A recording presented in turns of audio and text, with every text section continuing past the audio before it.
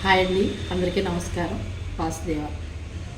ఈరోజు టాపిక్ ఏంటంటే ఇరుగు పొరుగు ఉంటారండి, ఎదురు బదురు ఇళ్లల్లో వాళ్ళు ఉంటారండి. ఎదరింట్లో ఏం జరుగుతుందో అనేసి ఎక్కువ మైండ్ పెట్టుకుని వీళ్ళ చెవులు అట్టే పెట్టి ఆలకించటం, వాళ్ళ గురించి ఎక్కువ థింక్ చేయటం ఒక అలవాటుగా మగోళ్ళు కూడా అలవాటుగా పెట్టుకుంటారు. చాలా తప్పండి. ఎందుకు అంటే ఎదరోళ్ళ ఇంట్లో కూడా మనకెందుకు, మనకు వచ్చి చెప్తే వినాలి. అప్పుడు కూడా మనకు మంచి సలహా ఉంటే చెప్పాలి, లేదంటే లేదు.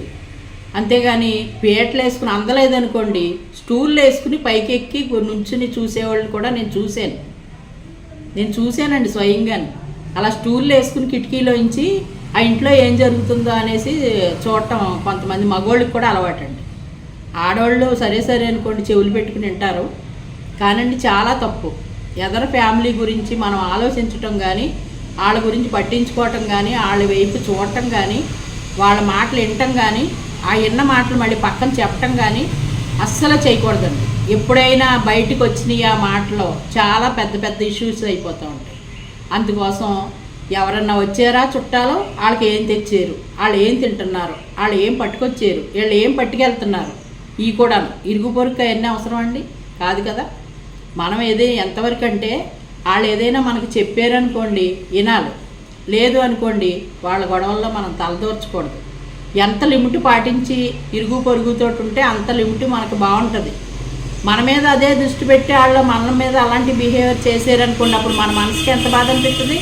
మా గొడవ వీళ్ళకి ఎందుకు అని మనకు అనిపిస్తుంది కదా, అలాగే అవతల వాళ్ళకి కూడా అనిపిస్తుంది. అందుకని ఎప్పుడూ ఇరుగు పొరుగు మీద కళ్ళు పెట్టి పీటలు వేసుకుని కుర్చీలు వేసుకుని కిటికీల్లోకి ఎక్కి చూసి చేసే పనులు అసలు చేయకూడదండి. భార్యాభర్తలు గొడవ పడుతున్నారా, లేకపోతే పిల్లలు వాళ్ళు ఏమైనా తిట్టుకుంటున్నారా, లేకపోతే వాళ్ళ చుట్టాలతో ఏమైనా చెప్తున్నారా, ఇవన్నీ వింటాం. ఒకసారి అలాగే ఎవరో ఊరి నుంచి వచ్చి చుట్టాలో వాళ్ళు ఏయో కష్టం సుఖం అక్కడ ఏయో పెద్ద ప్రాబ్లమ్స్ జరిగితే వాళ్ళ చుట్టాలతో చెప్పుకుంటున్నారంట.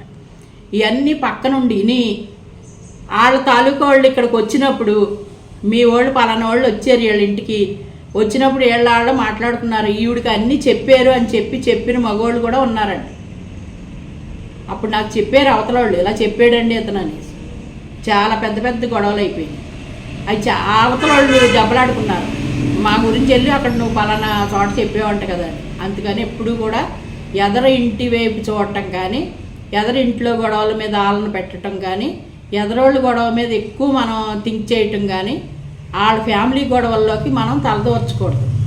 ఎంతసేపు ఏంటంటే మన దగ్గరికి ఏదైనా వాళ్ళు వచ్చి మాట్లాడి ఇది కష్టం సుఖం అని చెప్పారనుకోండి, మనకు తోస్తే మంచి సలహా మంచి మాట ఏదో లేదు, ఎక్కడైనా ఏదైనా కావాలి అనుకుంటే మనకు తోసింది వాళ్ళకి చేయడం అంతవరకే తప్ప ఉన్న విషయాల్లోకి లోతుల్లోకి వెళ్ళకూడదండి.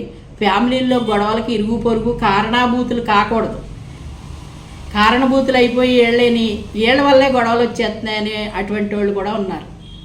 నా దగ్గరికి వచ్చిన గొడవలు ఆ గొడవలు కూడా ఉన్నాయండి, వీళ్ళ వల్లే వస్తున్నాయి గొడవలు అనేసి. చాలా తప్పండి. పీటలు వేసుకుని కిటికీల్లోంచి ఎక్కి చూస్తాం ఏంటండి, వాళ్ళు ఏయో మాట్లాడుకుంటారు, వాళ్ళ ఇంటికి ఎవరో వస్తారు. మీకు అవసరం కాదు కదా, అవసరం అనుకున్నప్పుడు మాట్లాడాలి అంతవరకే తప్ప వాళ్ళ అటువంటివన్నీ పక్కనే ఉన్నారు కదా అని అన్నీ చూసేసి మళ్ళీ ఇంకొకరికి చెప్పేసి అనిపించుకునే పనులు అసలు చేయకూడదు. చాలా లిమిట్లో ఉండాలి. మన ఇంటి గొడవలు ఇంటిలో వరకే చూసుకోవాలి, వాళ్ళ ఇంటి గొడవలు వాళ్ళు చూసుకుంటారు, మనకెందుకు అని అనుకోవాలి. ఎప్పుడు హ్యాపీనెస్ కావాలి అనుకుంటే ప్రతి దాంట్లోనూ ఏలు పెట్టకూడదు. హ్యాపీగా ఉండాలనుకున్నప్పుడు మన గురించి మనం ఆలోచించుకుంటూ మన చుట్టూ ఉన్న వాతావరణాన్ని గురించి చూసుకుంటూ ఏ భగవంతుడి మీద దృష్టి పెట్టుకోవాలి, మనకు తోస్తే సాయం చెయ్యాలి, లేకపోతే మంచి మాట చెప్పి తప్పుకోవాలి, అంతవరకేనండి. అటువంటి పనులు చేయకూడదు. ఫలానా అతను ఇలా కిటికీలోంచి చూసాడండి అని చెప్పింది ఆవిడ నాకు. అది చాలా బాధ అనిపించింది నాకు. చాలా తప్పు కదండి అలాంటి పనులు. అతనికి అంత అవసరం అండి, ఖాళీగా ఉండి ఏం చేయాలో అర్థం కాని పనులు కదండి అవి. ఎంత తప్పండి అది. నీకు ఇంట్లో ఆడపిల్లలు ఉన్నారు, తల్లి ఉంది, భార్య ఉంది, పిల్లలు ఉన్నారు, అన్నీ ఉన్నాయి కదా, అవతల వాళ్ళు అలాంటి పొజిషన్లోనే ఉంటారు. అందుకని వాటిల్లోకి వెళ్ళకూడదండి. నమస్తే అండి.